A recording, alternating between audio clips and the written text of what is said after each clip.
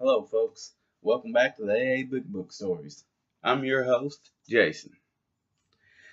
Today's video was brought to you by James 414 Vape Sales. It's James 414 Vape Sales. And I was talking to him the other day, and excuse me, James 414 talks about how human beings in your life is just a vapor, that it doesn't last long, that it's going to disappear. I just thought that was really cool. Uh, with that, let's just jump into it. Today, we're on story number 6 of part 3 of the stories in the back of the big book, Alcoholics Anonymous. This one's called Building a New Life. Hallucinating and restrained by sheriff's deputies and hospital staff, this once happy family man received an unexpected gift from God, a firm foundation in sobriety that would hold up through good times and bad.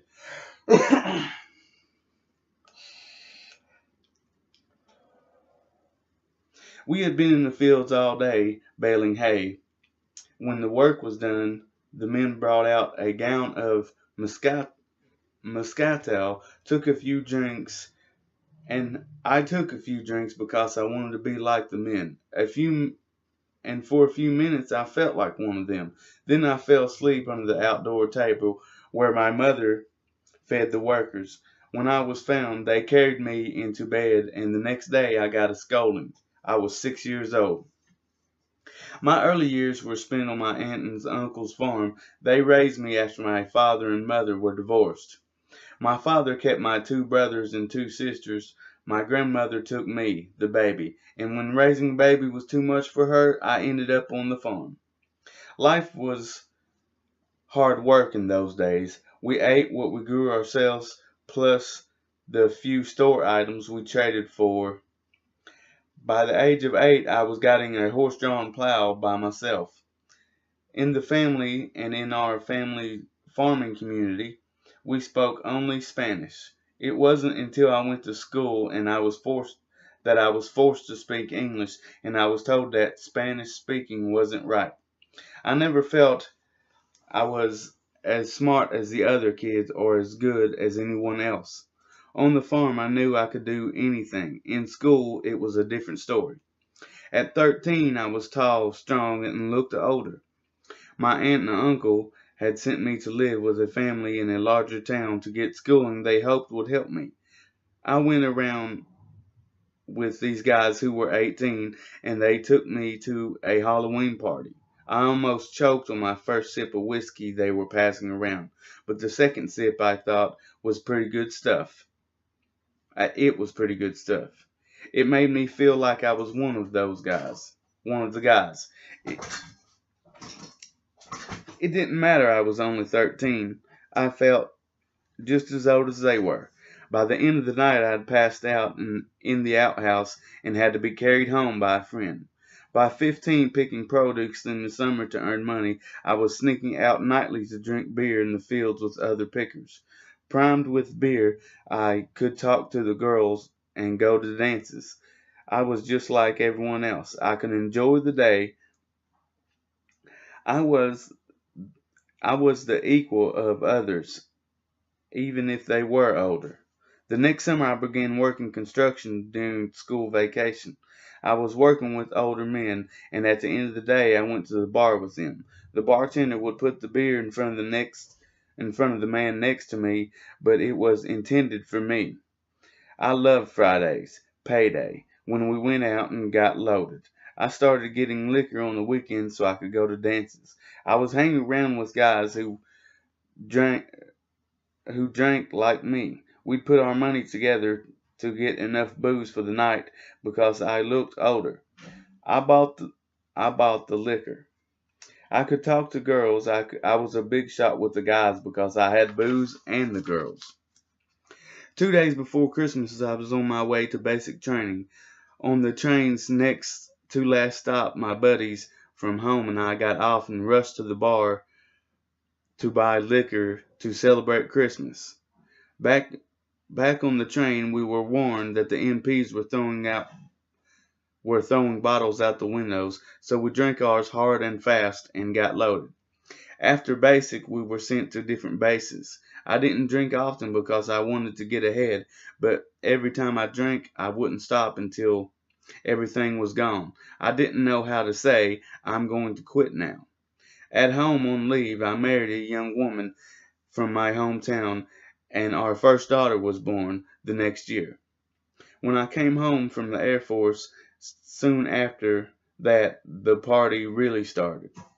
A big hero like me, I drank on the weekends, first drinking and dancing with my old buddies and their new wives, and the only car accident I was in while drunk happened that year. It was a hit and run on a parked car, and my buddy just pulled the car fenders off the front of my car and we kept driving. The next morning we looked in the paper to see if the accident was mentioned. It wasn't, and we were never found out. The same construction company I'd worked for in the summers as a high school kid hired me as an apprentice carpenter. I was smart and learned fast. Then I got too smart and forgot all that the company had done for me. I complained to them about money I thought they had promised me, and they fired me. Using the GI Bill, I went to mechanic school at night and got a job with the city. That's when I really started drinking. These guys had a ritual. As soon as they got to work, they brought a bottle of wine. At first, I didn't participate. I didn't drink wine. Not a tough guy like me. But then one day I decided I might as well drink. I had a couple and I liked it. For the next 5 years, I drank every day. Finally, I was injured on a job and sent home for a week, but I was supposed to call in every day. But I didn't. I couldn't. I was drunk every day. On the fourth day, my boss came to my house to check on me. I wasn't there, but I returned drunk. Before they left, they didn't say anything, but the next day, the union leader told me I was going to be fired. I went to City Hall and resigned. 3 more daughters had been born to my wife and me during those years. I was filled with remorse and guilt and fear because I didn't have a job. I knew I had screwed up. There was no unemployment then. To my mind, it was bad luck. Not to me. Not me. I took whatever construction work I could find, even non-union, whatever there was. My first son was born and my second son 2 years later. I had recovered my pride and wondered why I should make all this money for other people. I thought I should become a contractor and make it for myself. So I took an exam and got my license and curtailed my drinking a little bit, and business started getting good.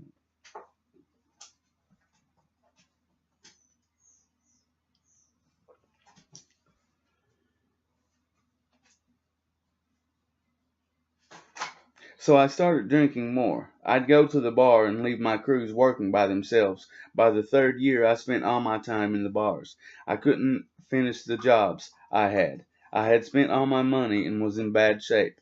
I was a full-blown alcoholic, blaming God and bad luck. It had me down. I just couldn't get back up and lost my business. For the next 3 years, I was working odd jobs, two days here, 3 days there. I was barely making it. With a big family to support, I didn't bring home enough. I drank it. I drank it up. My wife was gripping and cussing, and I just wanted to get away from it all. I started taking jobs out of town. One time I was a foreman for an aluminum siding company. I didn't know how we got jobs finished. Every morning I was hungover sick. The workers would have to wait for me to start. At noon I would go to the bar to fix myself up, and then I would party all night. There was only fighting at home, and I finally moved out so the kids wouldn't have to see me drunk. Now I can really drink, I thought. My wife went on welfare, and I even stopped contributing after a while. I had enough. I had to have enough to drink. I continued to work construction, but I wasn't very dependable. I'd work okay for 3 or 4 weeks, and then I wouldn't want to get up in the morning. I'll get another job, I would think, but I always got fired.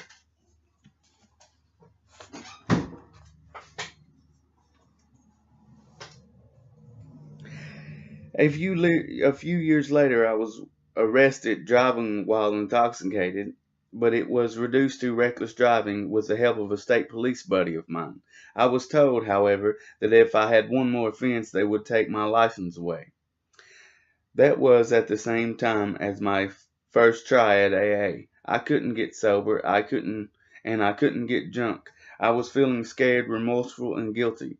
I ran into a hamburger stand near my apartment, looking in the phone book for the number of a clubhouse for AAs, and gave them a call. Two men came to my apartment and stayed with me, drinking coffee until after the bar closed.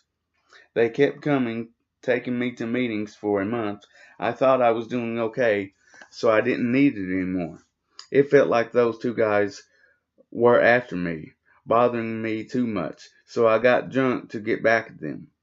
After that, I moved to California. My kids were on welfare while I was touring all over. I never knew anyone could make the money that I made in union construction jobs in California. So I drank it up. I didn't feel bad about the kids because I was drunk all the time. I sent them presents when I got sober. I felt bad about them, so I drank again. I couldn't stand being sober because I couldn't stand thinking about how I hadn't taken care of my own kids. I did a lot of drinking on the jobs. Carpenters worked in shorts and had coolers of beer. There were beer cans all around the job site. I wouldn't go I would go to the all-night store early in the morning to buy a bottle of wine for my trimmers to keep me going until lunchtime. Then I'd buy a wine at lunch for the afternoon, and on my way home I'd buy a six-pack of beer and a bottle of wine for my evening. That was the cycle of my life. Once I was stopped because my truck was weaving while I was driving home from a friend's house, and they gave me a DWI. It meant a $300 fine and 1 year probation, and I didn't think I would make it, so I decided to move back home. I spent 3 months on unemployment, which to me meant 3 months of partying. When the money ran out, I looked for a job, even though my California union card meant nothing. I got a job as a foreman back with my first employer. I took I look back on that now and I think, was God good to me or what? And I was blaming God all this time for my troubles. Since it was my first job in some 3 months, I celebrated staying drunk. I would go to the job site and get the workers set up and then take off to drink.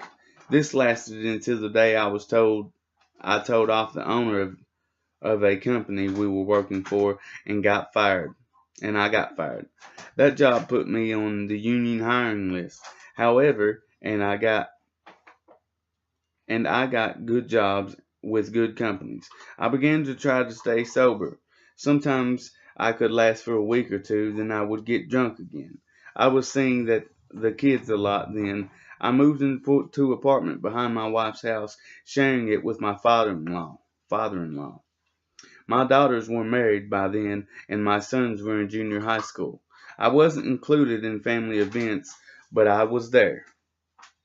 That year I went to an alcoholic treatment program twice. My first time I was in treatment, I was shaving in the mirror in the bathroom, and it seemed to me that my beard was growing back in so fast that I couldn't shave it off. Even though I was in a hospital gown, I escaped, running down the streets and jumping over fences. I was on the porch of a woman's house banging on the door for her to let me in when the police arrived. I tried to convince them she was my wife and my children were inside, but they saw the hospital bracelet on my wrist and they took me back to the program. Those were the days when they strapped you down to protect you when you went into DTs. They were the worst DTs I had ever experienced. I had never been so scared in my life. I thought gangsters were after me and they were going to kill me.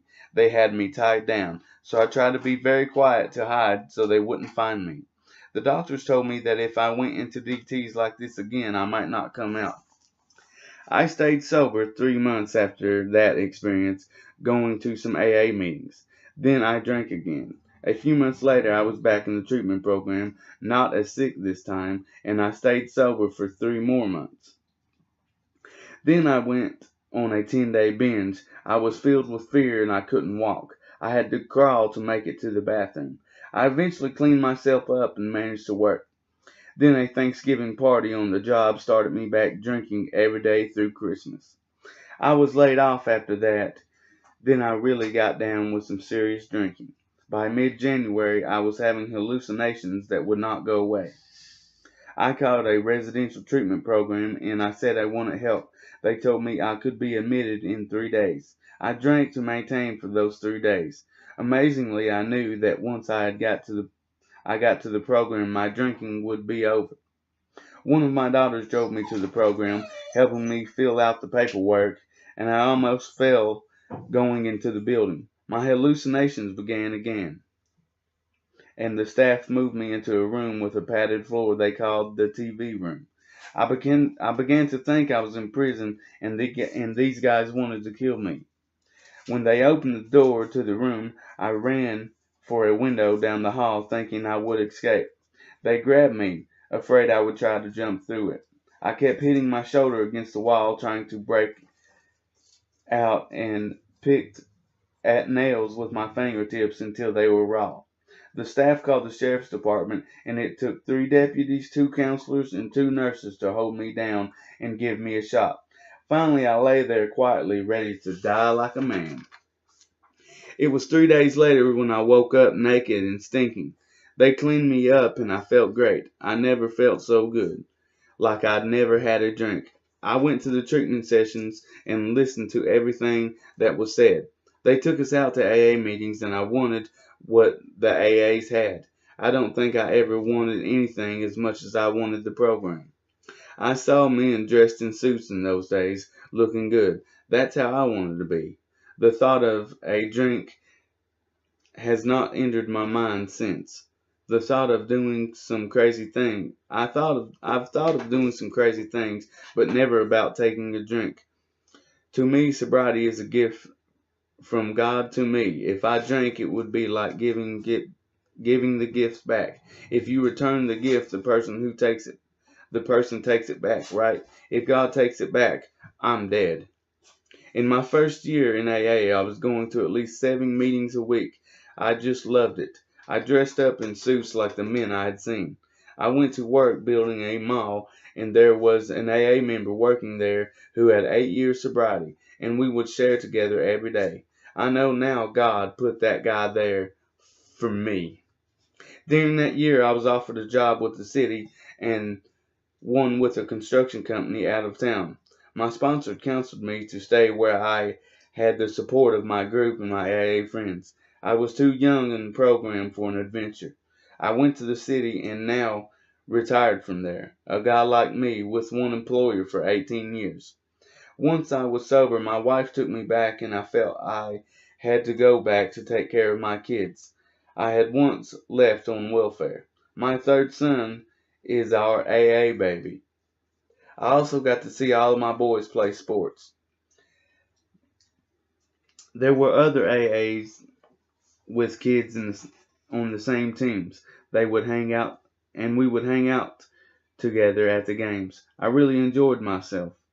My sobriety baby is now in college and I have a beautiful relationship with all my kids. Pushed by my sponsors, I got into service work right away and I really enjoyed it. Now I am in general service representative for a Spanish speaking group, learning how to express myself about this great gift of sobriety in my original language.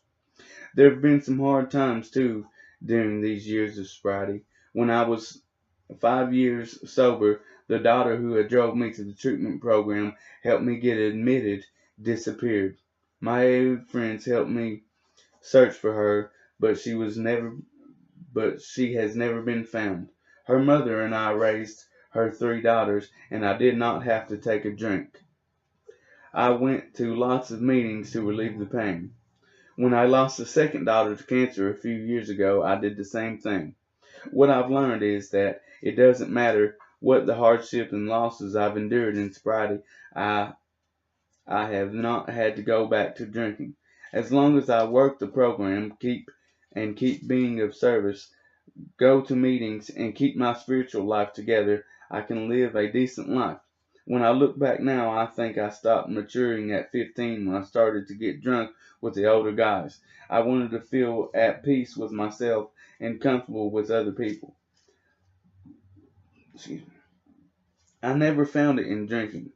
The belongings I always wanted I have found in AAs and in sobriety.